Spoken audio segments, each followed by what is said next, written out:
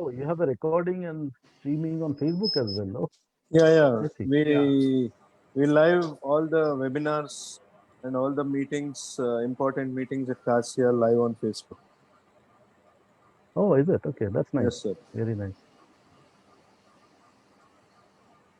So people You're who very miss it out, professionally organized and, uh, so they can they can get always into see the that. Facebook link and then they can glance through the details. Hmm,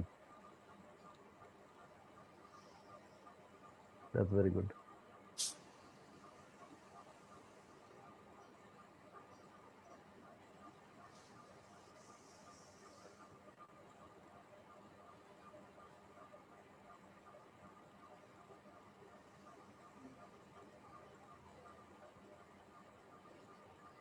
This I think I saw that World Bank report by 2050.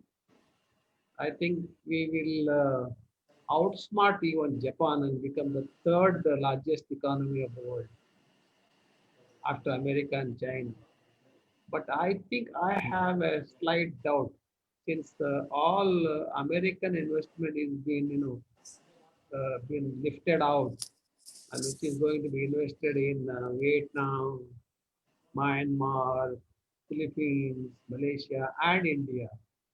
So whether the 2050 China will become second largest or India will become second largest after America. I mean, that is one doubt which I have. Hmm. There is something interesting over here that if you look at the projections of the UN for the next 20 or 25 odd years, they have clearly listed down by population that which are the 10 most populous country where China is clearly number one, we are number two. But the list changes for the next after 20 years. That's We right. become the number one, and certain African countries like Nigeria and one or two other countries, they come into the picture, Correct. which essentially means that we have to look at the export market a little bit more carefully because opportunities for growth in those segments will come up. Correct. Thanks to our parents, they're producing more children. Whereas China, Japan, and European countries, they have forgotten to make children. I, yeah, that's true. Ideally, if we can be like the Germany of Europe, that will Yeah, be good, where it is, the MSMEs, what they call small, medium companies, family-owned companies, correct, correct.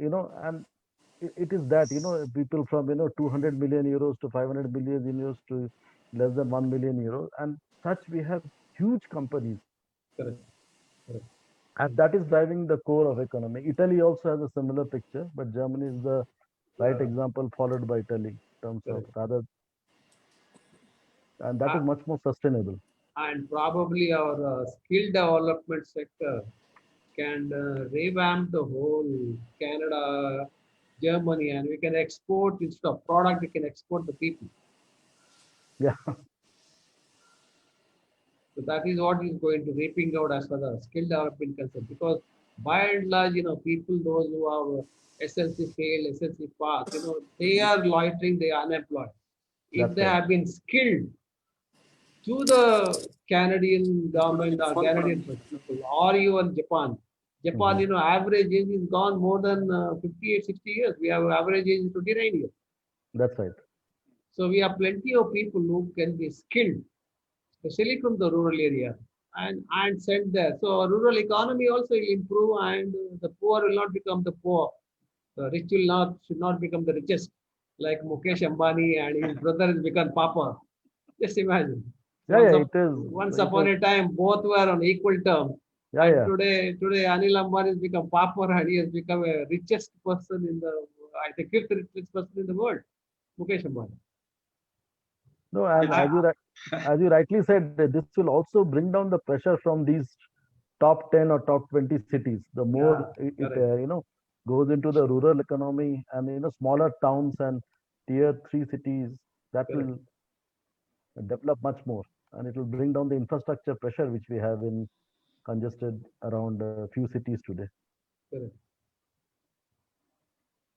uh, Kasta sir, it might interest you when you Yeah, have some time to probably listen when you are traveling in a car and you have some free time to listen some podcasts we are doing. especially focusing on MSMEs, that what are the challenges they face and how to overcome them. And few of them, I'll just point out, like one of them is building a strong team and succession planning, where issues come up that they don't want to let go of certain things. They want to keep it within the family. Ambani is a very good example, not an MSME, but still the generation was passed to the two sons, while one explored, and I mean, he exploded actually, the other went down in a totally different path. But that is where the succession planning comes into play. There are some very other interesting areas to look at, that how can game theory and chaos theory be applied by MSMEs to anticipate competitive moves by competitor and can excel in what they do. These are uncharted territories, but our MSMEs are very smart fellows. If they're exposed to these things, I think they can grab it and run it. Yeah. You can even emulate the Toyota. Toyota also is come up like anything, with the system and management. Sure. So we are going to talk today about it, that what does it mean to get the basics right? That we have to get the basics right first. Once we get the basics right, then it allows you to leap forward. But without getting the basics right, then you're on thin ice. You don't have a strong P&L to support growth. Correct. But unfortunately, in India, profit making is a crime. Because all your taxpayers, tax collectors are, inching on your profits. That's right. That's why people avoid profits in the balance sheet. I mean, that's our apathy. That's why MSMEs are not, they have 2-3 balance sheets. One for filing for registrar of companies, or filing for the bank, and one filing for the tax returns. Sure. So that has been happening for the last 65, 70 years after independence. Probably after the GST has come, it is finding it difficult. It is difficult to make such kind of balance sheet. And now all these tax collectors and these statutory auditors, statutory authorities, I have now linked up. Earlier, if you want any data, how was the taxpayer, even income tax is asked in commercial tax department, they never used to get the information. Because now it is all been interlinked, so it is not possible.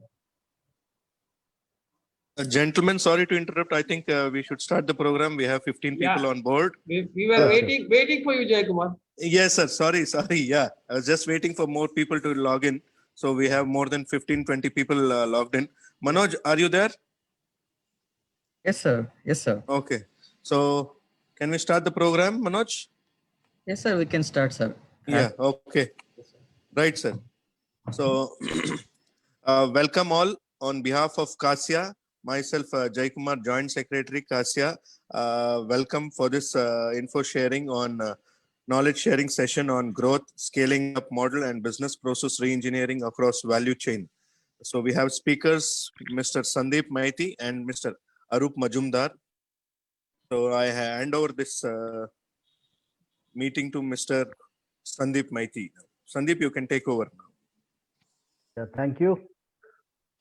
Good evening, CASIA team. First of all, my thanks to CASIA, the president, Mr. Avasappa, then secretary, Mr. Jagdish, and to Mr. Jayakumar, and also past president, Mr. Jacob Krasta, to give us an audience here to share our inputs with our experiences across industries which will support MSMEs. Thank you so much. And also my thanks to Manoj for helping to organize this whole setup. Thank you so much. So myself and Arup will take about 20 minutes each to share some models, some experiences which will be of benefit to MSMEs, and then we can have open forum for question and answers. And that's how we have structured it. So we will share the screen and start off.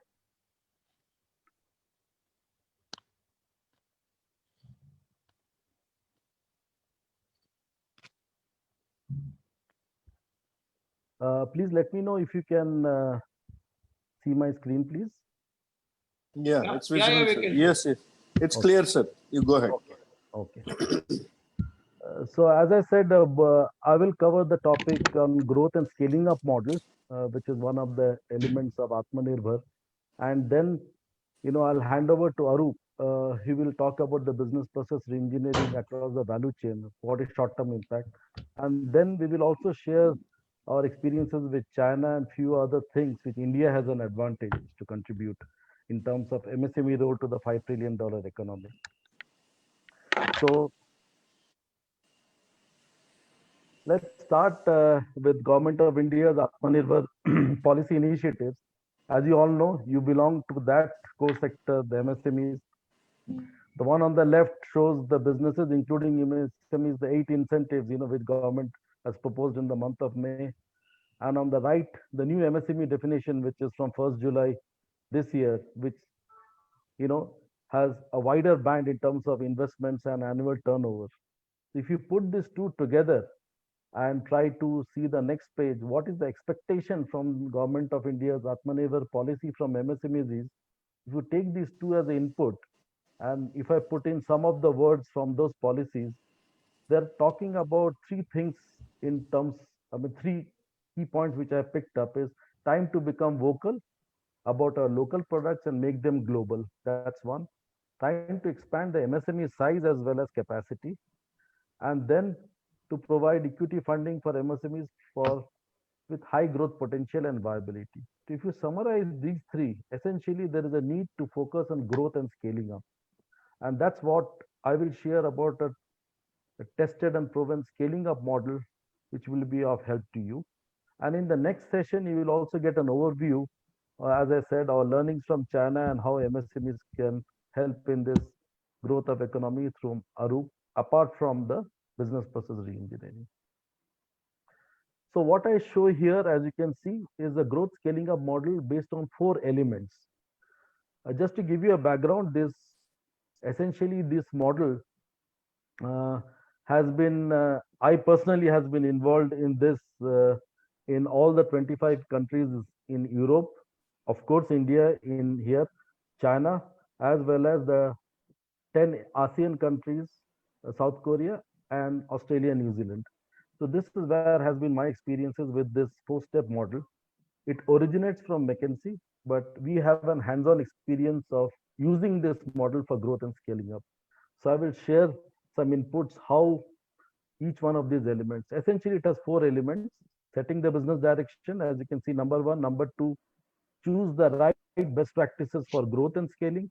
Number three is about managing performance, and four is about building capability. These four translates to your MSME organization, and then in turn, this gives you your turnover, market share, profits, and of course, customer loyalty, leading to sales growth or profitable growth. If I take each elements one by one, the first element of setting business direction, I'm sure all of you have that. The point is to look at a slightly long-term vision, or what we call as strategic business planning on a 1 year, 3 year, 5 year horizon with your next level apprehension. And once your aspirations are there, these 3 bullet points are always based on 4 elements: the business maturity stage of your company, what's your market position of your company vis-a-vis competition, what's your sustainable competitive advantage, the differentiator, and the industry in which you operate. So based on this, there are tools and processes available to do what we call as current state, future state mapping and a transformation story. So once this business direction is set, what we call as the block one, business direction setting, this is the core, or the first. Based on that, if you move to the number two, you need to choose your best practices for sales growth and scaling. So when you choose your best practices, it essentially revolves under 2 concepts. The first one we called as markets and products, where it talks about existing market, and existing products and new products. And I will give it with an example in the next slide, where you can move from the green box, what is number one, to number two, which is number two can be horizontal. That means in the existing market, you are adding new products, or number two can be down below, where you expand your markets to new markets with the same products. And then finally, you need to number three in the orange box, which is the new products and new markets, and a combination of 4. The next tool, what we call, is called the sales cycle. The sales cycle, the first one is popularly known in management terms as ANSOC matrix, but that's a theoretical concept. I will not go into that. I will show you some practical examples. The second one comes from Sales Executive Council. This is a US based organization which has 6,800 odd members across the globe, right from B2B and B2C. And they follow the sales cycle, which is marked in blue, which also I will elaborate step by step, and which scaling tools and processes you can select on this. So I'll elaborate on these two as part of the number two, because your whole strategy and business direction is based on this. So to give an example of markets and products, I decided to choose as an example Amul. Why Amul? Because it's a homegrown industry which has become global. And why Amul? Another reason is also it starts during the independence time, 1946-47. So if I use the same matrix of green, yellow, and orange in this context, if you see in the existing market and existing product, the one you see in the green where I'm moving my cursor, Amul wet spread butter is their core product, which from which this milk federation has grown. And this is where they have extensively grown their market share since 1946 till now. But what they have carefully done is, if you move down in the bottom to the new markets, if you move down the quadrant two, there is also certain markets available where people don't like butter. So they came up with slightly variants like Amul Light and Choco Butter to cater to that market. So essentially, they moved from the green market, they've held on to a market share of the green market, which is the core market, and they moved down to the new markets of domestic markets with Amul Light and Choco Butter to cater to people who don't like butter as a bread spread. And apart from that, they have grown hugely to about 40 odd countries. Some of the countries are listed there. And all these countries, as you can see, they moved with the existing products, which is essentially butter and butter spread.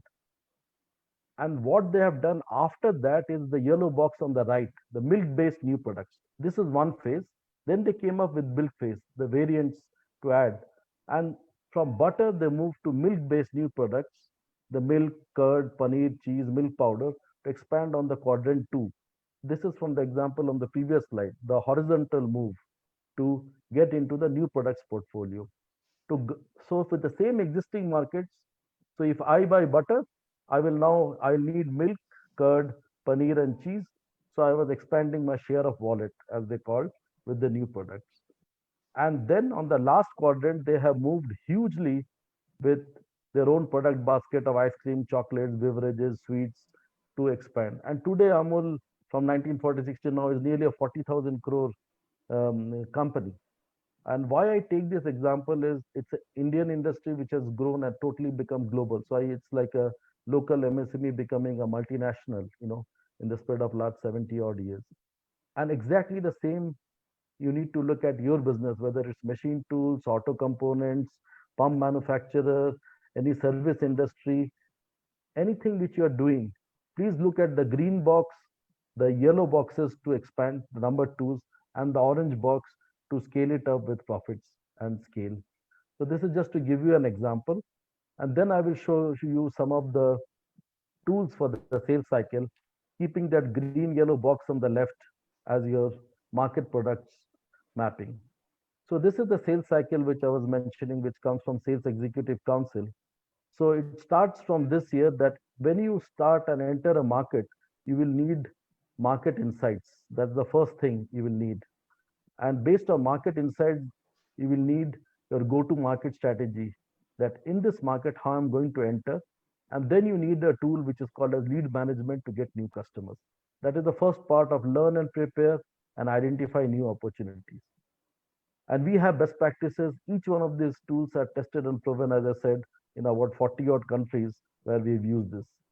Next, after this, when you go down, you will come to what we call as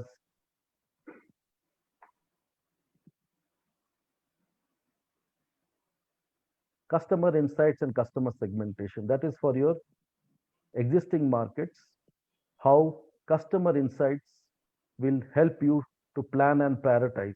The plan and prioritize portion with customer insights. Customer feedback and insights will give you what to improve, what to scale up, and what to not to do. And customer segmentation will help you out of example. If you have 10 customers, customer number 1, 5, and 7 are having high potential, how we can have a differentiated service to those customers to get their more share of wallet. So customer segmentation becomes very key in this. After that, if you on the plan and paradigm, these are your direct accounts. If you have to then do the next step, which is on channel distribution.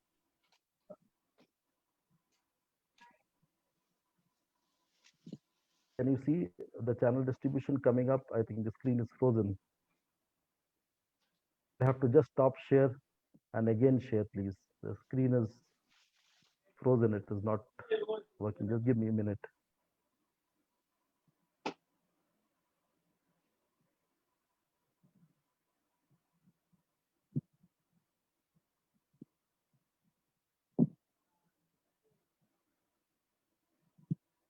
I will share it once more.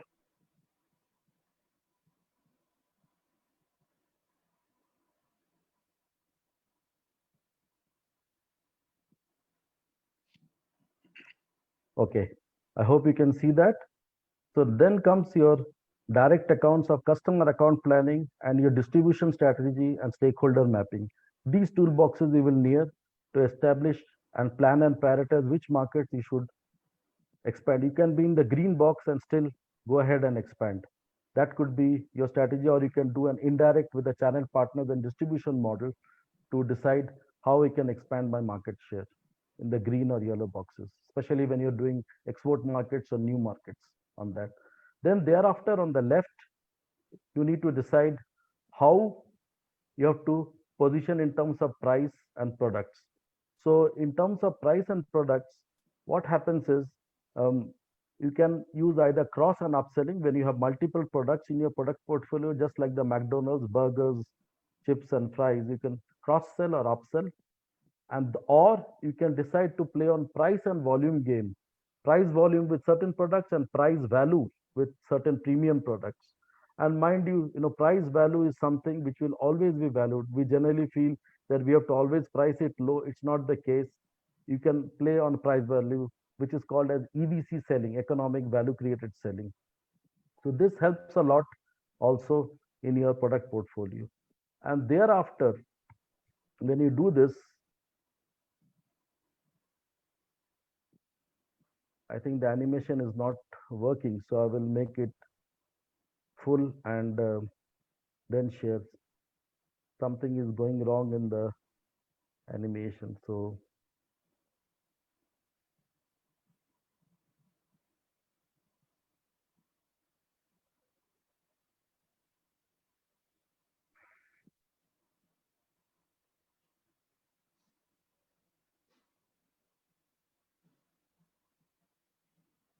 and thereafter you need, after you close the sale with your value, then you contract management and aftermarket with spares and services. That becomes the key for you. And at the bottom, you need a customer opportunity pipeline management will always help you to forecast your next month, next quarter, next 6 months, and next 12 months. And at the bottom, you definitely need a CRM, which will help you in branding and promotion across all these touch points. So this is in a nutshell are the different toolboxes, which, and you don't have to choose all, you have to pick up one in line with your growth strategy. That's all that is required. So those were the two tools on growth. And then we come to managing performance. This is about your organization and roles and responsibilities and setting the key performance indicators for performance and how we can have a plan, do, check, act, corrective action. And this will be totally based on your, business introduction and business strategy, and it will be based on your external and internal parameters. So that's how the whole thing will be based. We have toolboxes on this to do the managing performance. This is very critical for you to manage the organization, which is agile and adaptable in line with customer needs. And thereafter, the fourth element is about building capability. As you scale up and grow, you need to build up your organization. So the competence mapping based on roles and responsibilities, assessment, regular developments, and a review and feedback. This will ensure that your organization development along with succession planning with individual and team growth and employee retention goes up. So we have different tools and processes for to do this, but this is in a nutshell the four-step model which will help you.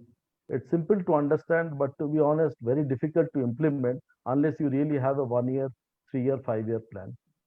And then coming to my last slide, if I have to just put few things what is required in this phase now as we are in the corona phase and unlocking is taking place, the lockdown is gradually getting removed, is the short term action. You need to have your CRM if you don't have one, and if you have it, please invest in the building blocks to ensure those are customer oriented. And next is segment your customers based on future potential. It will also help you to manage your active and inactive customers. Inactive customers means somebody who has bought from you in the past year and not bought from you in this year, in last 12 months. Second step is to reorganize your sales and marketing resources based on the above segmentation. And the third is, medium long-term plan. Select any one of the levers, what I've shown in the past, on the green and yellow boxes and the sales cycle, to choose which will give you the major scale up and allocate resources. So on these three steps, I want to share some live examples which has happened where I personally being involved.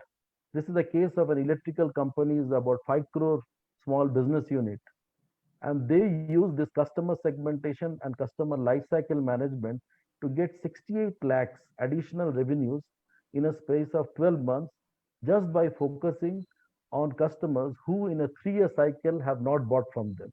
That means excluding the current 12 months, they looked at the previous 1 year, previous 2 years, how many customers who have bought from them once but has not bought from them again. This is what we call as reactivation and customer lifecycle management. This is possible only when you have segmented your customers. So this is one example where they got 68 lakhs on a 5 crore business in a space of 12 months. The next is in the 2008-9 financial crisis, where for one of the companies which had 27 channel partners, only 3 channel partners, which are in the range of 5 crore to 50 crore, they had implemented lead management to look at the new customer segment. And it is only these 3 partners, when you compare the financial year of 9-10, 8-9 and 9-10, only these 3 partners has grown by 2 to 4% growth in the compared to the previous year when we had the financial crisis. Whereas all other, 23 channel partners, they had a flat or negative growth. Same here, this is the case of a textile OEM rate contract where the customer has asked for a 5% reduction in price on a 3-year rate contract. That was the opening. And after using this EVC selling concept, price value, economic value created selling, that means value is what you communicate to the customer, and based on the value, then they decide the price. So this EVC selling helped us in getting, instead of -5%, which was the expectation from the customer, helped us to get plus 1.7% more from the existing rate contract over a 3-year period. Same case, another sugar project of 115 lakhs, 4% premium against the existing supplier. Then is the case of cross-selling of VFDs and motors, where in-house made was 20 lakhs of VFDs, but there was a motors which was packaged together by another supplier to do cross-selling. So cross-selling is not only with your own products, you can have collaborative partnership with another company who's not competing to enhance your sale. And last is about customer pipeline management, which helps to give you a demand forecasting on a 3 months, 6 months, 1 year, or even 24 months horizon. So these are some of the live examples which I have given from some of the cases to relate to that. So with this, now I hand over to Arup to take it forward on the business process re-engineering and the 3-step model. Over to you, Arup. And after that, we can have the question and answers. Only one point, Arup, before I hand over. For those of you, if you have any specific requirements of you at the end of the session, Arup and myself will share a Google form, which you can fill up for us to support you for your individual businesses. Over to you, Arup. Thank you. Can you hear me? Yes. Okay, thank you. In order to reach the goal of the 5 trillion economy, we have to take certain actions. And those actions have to be very concrete, they have to be measurable, and they have to be something that we can act upon. It is like tightening your own belt or getting your own house in order. Now, what does it mean when I say that it is to get the basics right? It means that whatever you're doing now, look at your current process from procurement to end customer. Look at your entire process. Measure your entire process into different functional areas, assign KPIs, key performance indicator, for every part of your journey from start to finish. Once you get the KPIs established, you have a clear dashboard in front of you, like the speedometer of a car, which tells you that where are you in terms of those KPIs for each of the functional areas. It gives you a better grip on your own business. When you start developing the KPIs, you will also realize that there were certain things or certain processes which you were doing as a part of legacy, but they were non-value added. Don't need to have them anymore. Take out those non-value adders. They add cost, they add time, they take up your attention, management attention, and they are distractors. Take out those value adders. We come across many MSMEs who have told us that we feel that our departments are working in silos and they don't have a one company culture. And that is further aggravated during this time when people are staying at home and working. They all work for their individual department or individual goal. But if you aggregate them, then you find that the sum is not as strong as it should be.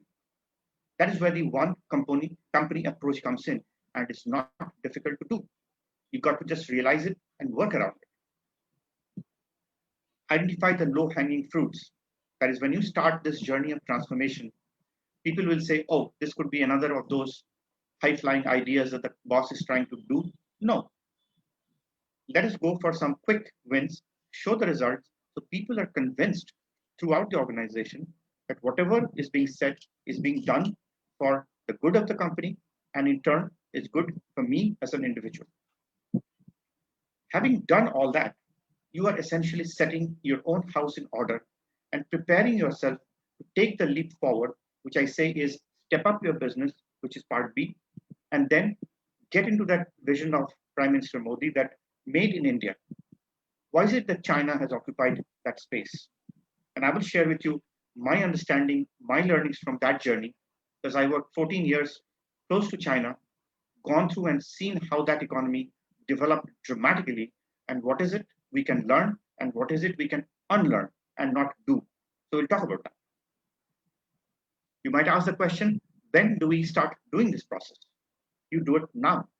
There's nothing hampering you from taking a decision and saying, I will embark on this journey. And why? Because you will see quick results. You will see results, as I said, in the low-hanging fruits. Sandeep mentioned 9 months, 12 months, 6 months, you will see results. It will build confidence in your company, in your employees, that yes, we are on the right track. It will get all of your staff engaged, because the way this will work is that your staff will voluntarily come up with new ideas, which earlier they were not bringing up because of different organizational culture. So we will break the barrier. So these are the things that we believe are important to do. Now let's come to the even more fundamental. You say, I want to have a strong P&L. That is a dream of every enterprise, to have a strong P&L. So here are 10 specific actions, 4 on the revenue line or the sales line, and 6 on the cost line that you can focus on to increase your top line and reduce your cost line to actually improve your P&L bottom line. I'll not go through all the details here, part of time, but in the Google form that we circulate with you, please highlight which is the area that you feel you might need help, and we will talk more about that. But take a simple example. For example, we talk about margin improvement by pricing. You might think that, oh, the general tendency is to reduce prices. Customers want to reduce prices. But what did Sandeep talk about? EVC model. If you apply the EVC model, you can actually increase prices, but you have to be selective. You cannot increase across the board. I saw it in China. Extremely price sensitive. There's no question of even asking the customer for a price increase. No way. But we got price increase, and you have to figure out how to do it, and there are ways to do it. It is not a rocket science. Sales increase, number 4, through regions and new customers. Say you are focusing on the South. Now, what is preventing you from exploring the north? What is preventing you from exploring neighboring countries of Southeast Asia?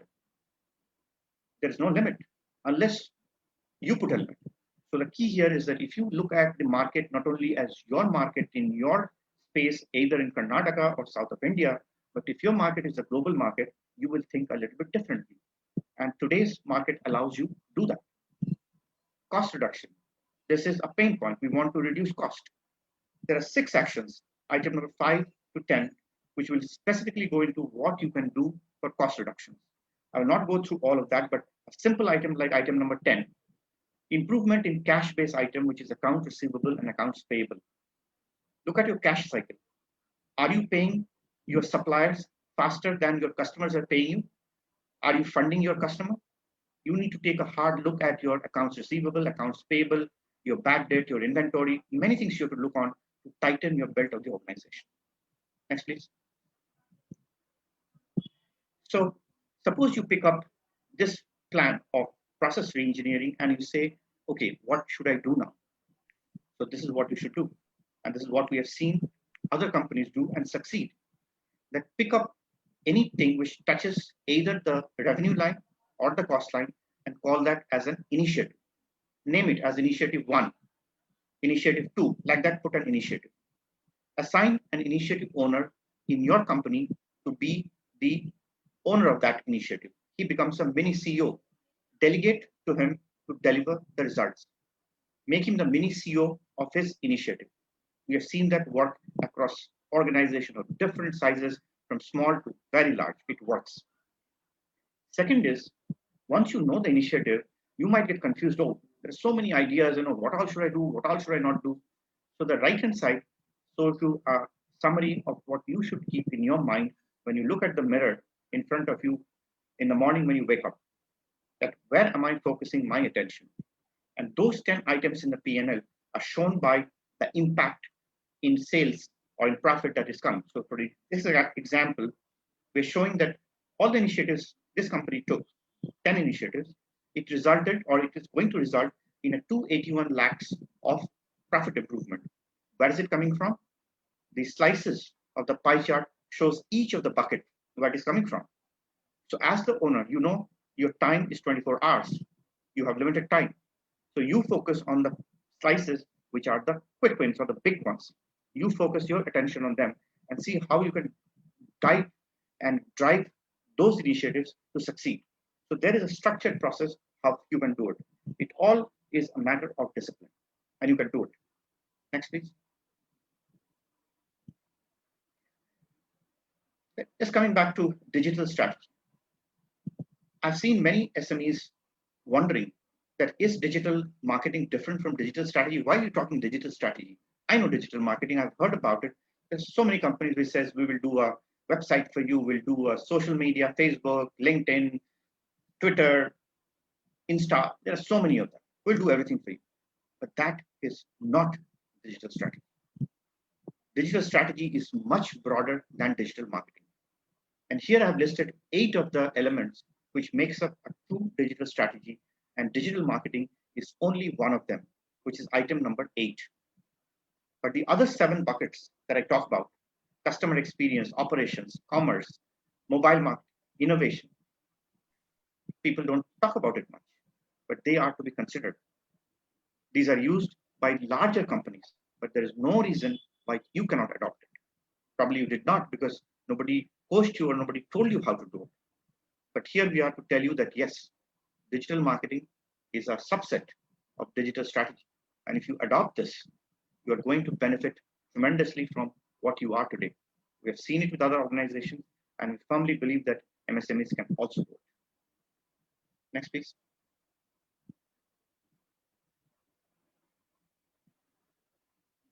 Sandeep, it's not moving. Yeah, it is not moving. So I will again stop share and reshare. It gets stuck. Just give me a minute.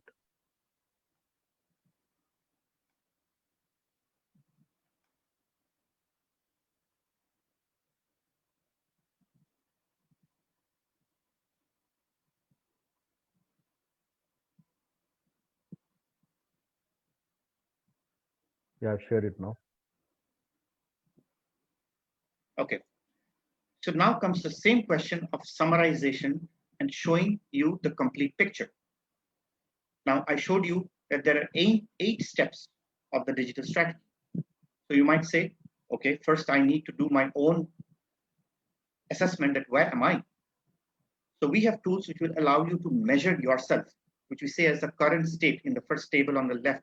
You can see the second column, it says current. It means that on all the 8 parameters, where are you currently? And we'll figure it out. And then we will look at your desired state, where you want to be.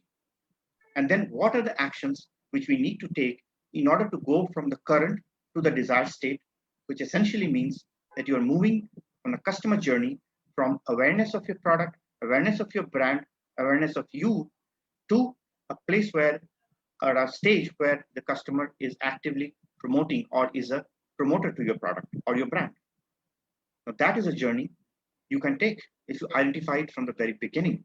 And that's what we said, transformation starts now. You can do it now. Next chart, Sandeep. Yeah. I was intrigued with China. I lived in Hong Kong, China belt for 14 years, had responsibility of that market for 20 years, including India. I traveled to Shanghai and the close by city of Suzhou, which is a major industrial hub now. 15 years back when I went there were 500 companies. It was called a Suzhou International Park, SIP. Just like in Bangalore, we have a international park, the Suzhou International Park. When I first went there were 500 companies. That's big. In about 7 or 8 years' time, those 500 companies had increased to 5,000 companies. Now, what did they do right? And what can we learn from them? Why can't India be like that? So here is what I learned, or my team learned from the China experience. There are 4 buckets that is shown here, marked in green, that what China did worked for them. But there are also some things which went against them, which I'm also going to talk about, which you got to avoid. The first one on the left is on the technology. They increased their R&D spending, which is kind of strange because this time you want to restrict your spending, but China did not restrict. I went through with them during the SARS epidemic. For 4 months, I was wearing a face mask in Hong Kong.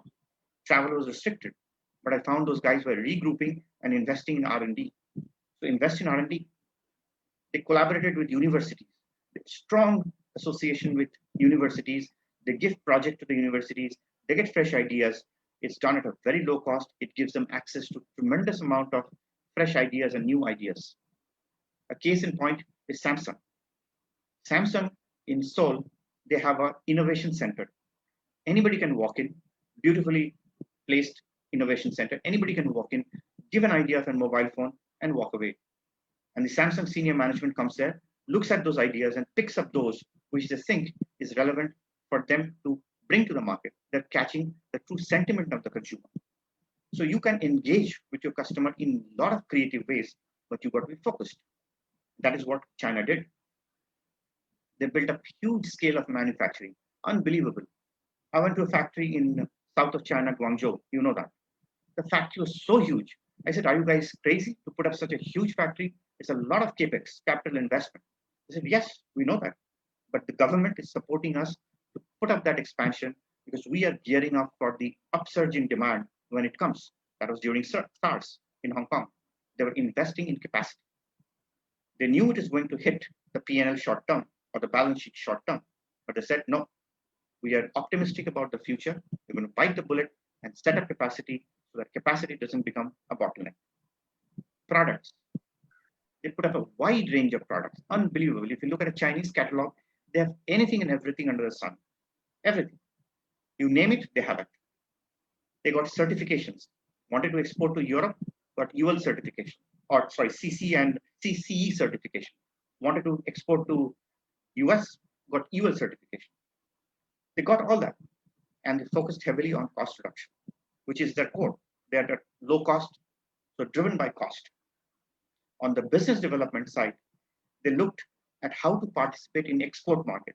They actually blanket carpet bombed every country they could lay their hands on, participated in trade shows. In my opinion, not focused. because they're spreading themselves too thin, but they did. They had the manpower, they had the capital to do it. I'm not suggesting we should do that, but that is what they did. They set up distribution in countries where they wanted to enter, not investing in manufacturing. Brought up distribution. Easiest way to enter into a market. Got the distribution route. But where they went wrong terribly was in the low price strategy they had. They simply went to the market and wiped out competition by going for the low price model. I've seen with my own eyes European manufacturers getting wiped out by the Chinese, completely wiped out. Factories shut down, all because of this Chinese low price mentality. It was good short term, but it has dug them into a hole. Now they're associated with low price. Anytime you see a Chinese product, you automatically assume it's a low price. We should not fall into that trap because we have certain sustainable advantages that can help us to keep our price premium and not go down the Chinese route. They were also known for reverse engineering, copy from Japan, copy from Korea, paste it and do it, which they subsequently improved when they set up the R&D facilities. But they were known for copycatting. They were called that the Xerox model. When they go to a trade show, people said, oh, the Xerox team has come. Because why? They simply take pictures, go back, copy. So they created some market perceptions which actually made, you can see the certain administrations in the world has put up protectionism policies. They don't want Chinese product. They want made in this country for the people of that country. Next slide, please. So this is my last slide, that how can China or how can India reach the 5 trillion mark? My message here is that stay focused and consistent. There are certain sustainable advantages we have. Our great strength in English, language, our ability to produce quality product, our ability to understand the market, position our product, not to fall into the Chinese trap of low price strategy, and our people, which is our biggest asset. We have a strong base of educated youth who can be empowered to come and join us in our organization to drive this change. What to do that? There are 6 boxes here. I'm not going to detail much more into it, but let us focus on targeting certain countries. Let's not do a blanket carpet bombing like China did. Let us focus on target countries or target markets.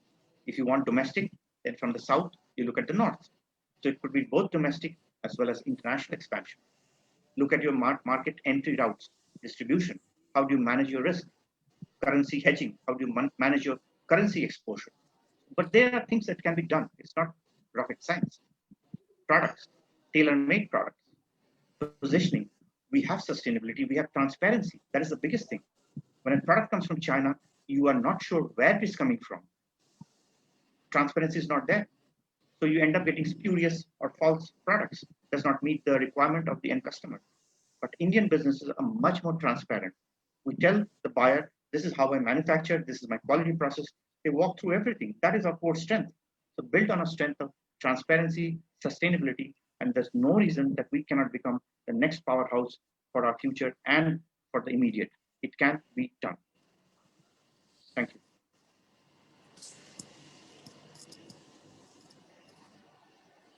So thank you for attending, and we have this Google form. If you have your specific requirements, we'll put it in the chat box, and you can fill up and revert back to Arup and me with your by filling up the form. That we will do. But now the floor is open for question and Q&A session. So over for any Q&A. Dear members, please raise your questions. Please ask your questions. Raghavendra has a question that can these slides be shared? Yes, Raghavendra will share it.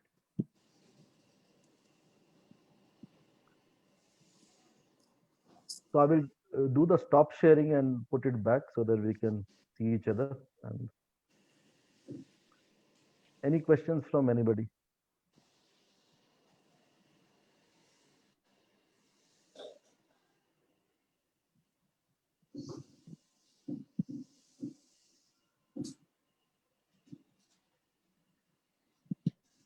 Shall I ask the question, Rahul? Yes, sir. Yeah, please go ahead, sir. Excellent presentation, no doubt, and it is very much required today. Whereas, if you read the minds of the MSME, as I told you, we have say 11 crores of MSMEs. Out of the 11 crores of MSMEs, maybe 75 to say 80% of MSMEs are proprietor partnership concerned, or maybe they are at the level of say 5 crores or 10 crores. Well, probably if you consider the concentration of MSMEs, maybe the 10% to 20% who are aiming for a better growth, say X to 5X, maybe say 10 crores to 50 crores. If we can catch hold of those MSMEs and give them and what is their requirement, and if we can promise, yes, in 5 years time I can take you from X to 5X, and if you can create that kind of model for MSME, I think that will be an enormous help for MSME. Point number one. Point number two is there is also a export, as you rightly stated. There is a lot of scope for export, and export is major is from aerospace and defense, and say machine tool industry. Machine tool industry is going a rough patch of automotive is not doing good and now slowly picking up. Fine. Even entire European countries also are facing the similar problem. Whereas the defense and aerospace is picking up. If the now, for example, in Penia, we have say, more than say I think 480 CNC lathe machine industry within Penia alone. If we can transform this CNC lathe machine people, proprietor partnership or even a private limited company, to convert to aerospace and a defense equipment manufacturer, bring in the technology also with the that kind of study and make them to grow X to 5X and create such kind of module and pick up such kind of MSMEs. Nothing like it. That's for your suggestion. Yes, I fully understand you, and that is what we call as growth either coming from an organic way or growth coming from an inorganic way. Organic means you try to do better of whatever you are doing. Inorganic means exactly what you're saying, that do something which you did not do before, but you have the competence to do it. But there is something stopping you from doing it. That is the organic, inorganic source of growth. And if you combine the organic, which is vertical, and the inorganic, which is horizontal, you go from X to 5 or S6 or whatever that is.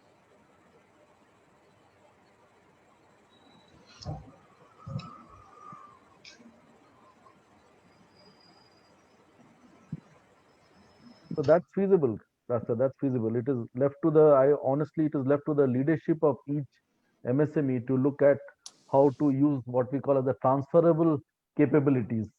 As you just now said, the CNC machines use for a different segment to grow the business. Now, Sandeep, right now what has happened was industries were by virtue of their experience have appointed consultants. Right. Consultant is for the purpose of only a consultant. He doesn't become a part and parcel of your process. He consults, gives a bill, takes the money and goes. The entrepreneur is left in the lurch. So you create such a model that you don't become a consultant. You become a partner in the progress. And take this MSME to that level. Create such model. And if you do it for one or two in an industrial estate, maybe Penia, Bomasandra, Virasandra, Hubli, Dharwad, or whatever, because there are plenty of industries who wants to grow. Create that model. Try and do it for few industries and show that you have done this for this so and so and so industry. Nothing like you have done it. You have done your job. Yes, sir, we completely agree that consultant should not be somebody coming with a bunch of papers and say, okay, this is your strategy, and then you take it, read it, and say, okay, it's good, and then it is filed in some cabinet. It should not be like that. It Correct. should be that you have to put, as you say, you have to put your skin in the game. That I am in the game with you. I will handhold you through the execution, and I will ensure that whatever I said, I will make sure that it is done. So it doesn't become a theoretical professor exercise, but it becomes an actual exercise. And to take your point further, Kastav, just this model can be done as a combination of fixed and variable. You take certain portion as fixed and certain portion variable linked to the growth of new business, or linked to the profits, whichever, or market share, whichever is measurable, new business growth. That can be done. And also, I think as a consultant, it's not only to give what it is, be a part, as Aru was saying, part of the implementation. Example, if you ask me, not only give a sales growth picture, but can I help in mentoring the sales team along with the owner of the company to get into these new ways of working, which will help them to sustain with upskilled abilities, which today, the different MNCs are doing where we have worked, or different companies are doing, to how to make it forward. So these things are feasible to go more than the consultant role, to be what you call as mentoring role, sales mentoring role, or product management mentoring role together with the MSME owner, business owner. So that's feasible. That could be a potentially a model to work on. Good evening, sir. Yes. Shall I talk? Yes. Yeah, go ahead, Adivesh. Yeah. Hi, sir. Good Hi, evening, Adivesh. everyone. Yeah. Actually, I have one question. We are MSME, and I have developed one medical equipment, which is challenging Chinese brands, and our price is also, well below the Chinese price, and the objective and the quality is very good. Now the problem what we are facing is if I see approvals and all, C certifications and all, if we have to export, we have to have a C certifications. That's right. So as a small scale industry entrepreneur, it is very difficult, because now they are charging about 5 lakh 6 lakh and all. So, do you provide any consulting for that? Wherein we can get a right NABL accredited labs to get it see approvals for our product. Especially exporting to Europe, we Yeah. know that it takes a lot of regulations to get your product to the European market. You have to go through that. There's no shortcut in that. But there are agencies who help you to get those certifications. So you don't have to run pillar and post to get it done. There are agencies, certified agencies, who can actually get it done. But it comes at a cost. So we can help you to connect with those agencies which will help you to get C certification, UL certification, or BD certification, which is required for Europe. Okay. That we Now, can what help. I'm asking is basically, since we are starting just now the export activities, we are having less knowledge on C certification and all. You said you will support in that. You will be, giving the details of who will do this certifications and all. But what what I want to know is there any government agency wherein we can get at lesser price? So We cannot answer. I cannot answer that right now, but I will take that question down and I'll figure out what can be done. But I cannot answer you right now because your concern is on the cost. So we have to look at that. yes. Okay. Thank you. Otherwise, let me give you some information. Thank you, sir. What kind of medical equipment you do? Sir, I have developed extra oral suction equipment for dental and ENT hospitals, sir. Okay. Because we have gone through that, we are exporting to Europe market, Okay. and extensively we have done a study. Okay, So sir. here my suggestion to you is get in touch with us. I will tell you what needs to be done. Okay. Thank you very much, sir. Thank you. Because C certificate is required only for electrical part of it. Yes, sir. It is a self certification of C. Okay. For a I'll get C, there are no NABL or any kind of laboratories will give you C certification. C Okay. certification is a self-certification. Whatever Okay. electrical product you buy and put that also CE mark. Okay. Okay. So when you have the CE marked electrical products and you can self-certify and say that you are CE certified. I mean, Yeah. there's a procedure to do it. You can get in Okay. touch with us, we'll tell you. Okay. Okay. Thank you, sir. Thank you for your input, sir. Yeah. Yeah, I have a question. This is Raghavendra Inamdar here from a company called Asmi Control Systems Private Limited. We are into industrial automation and robotics. Like what Mr. Krasta mentioned clearly, I mean, we have a lot of consultants coming in and then making their money and then this going in. I mean, I'm one of the examples. I tried hiring 2 consultants, but somehow it did not work out for me. And at the end of the day, I lost some good amount of money. Basically, I think with these MSME entrepreneurs, the issue is we all have started our industries out of some dream and out of some technical background. So we all are technocrats more than the management professionals. So we have a certain limited growth avenue, and beyond which we really struggle a lot to take it to the next level of the business. So how anybody or this forum can handhold such people, I mean, who don't know. I mean, now the slides, I asked you for those slides because I'm supposed to now, I will take those slides and then I'll just, there are a lot of terminologies which, just bounced my head. So I could not understand those things. So I'll have to really Google it and then understand what it is and then go through it. So that is where I asked for the things. So these high-end terminologies, which we are never aware of. I mean, we have been daily engaged in the machines and the basic daily routines and all that. So how can we expect any kind of help in this regard to upgrade ourselves? One suggestion I can have, I don't know, Arup, whether he will agree, is, both of us put together has possibly now, between 2 of us have more than 60 years of experience, if you put an average.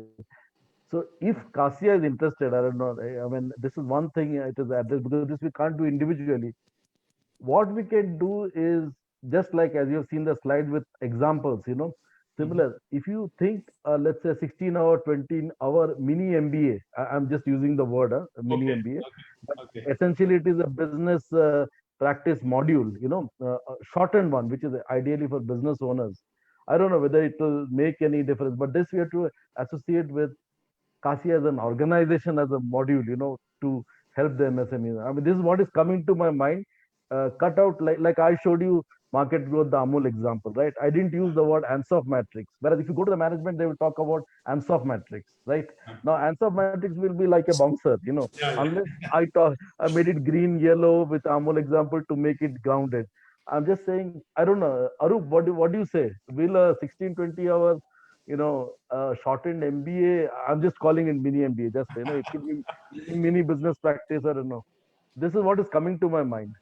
Arup, It is very true what Raghavendra says, that typically consultants have got a bad reputation by simply advising and then walking off, and then you have a bunch of paper, you don't know what to do with it, and then you scratch your head, key, why did I make that? Why did I give the money to them? So I fully understand with you. I've been on both sides. I've worked on the company side, I've worked on the consultant side, so I know the pains on both the sides. Great. So what is important here is that cut aside the jargon. Think like a simple businessman. पैसा लगाना है, पैसा मिलना है. Simple. पैसा कैसे हम खर्चा करेंगे, पैसा कैसे मेरे पास आएगा.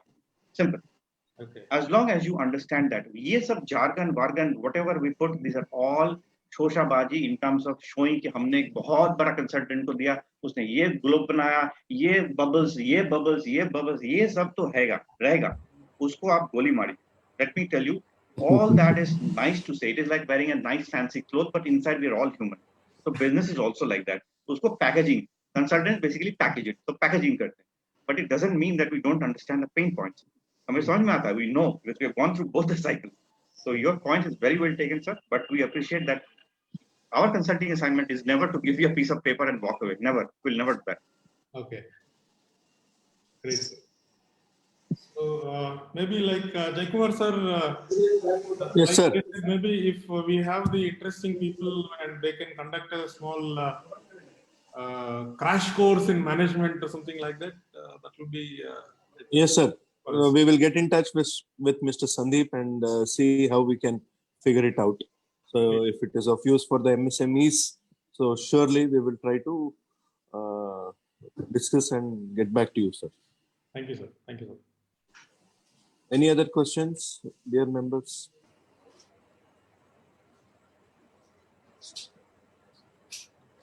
Okay. Sandeep, can we have the closing meeting done? Yes, we can have that. First of all, thanks for all your audience. And since people have asked for slides, so what I shall do is I will send, I will take coordinate with Manoj to send the slides as well as the Google Forms to the CASIA team, and they can Yes. circulate internally to all the members, those who have attended as well as those who have not attended, if it benefits them. That's Sure. one thing I will do as has come in the request, right? And Manoj, I will coordinate with you in that, if that's okay.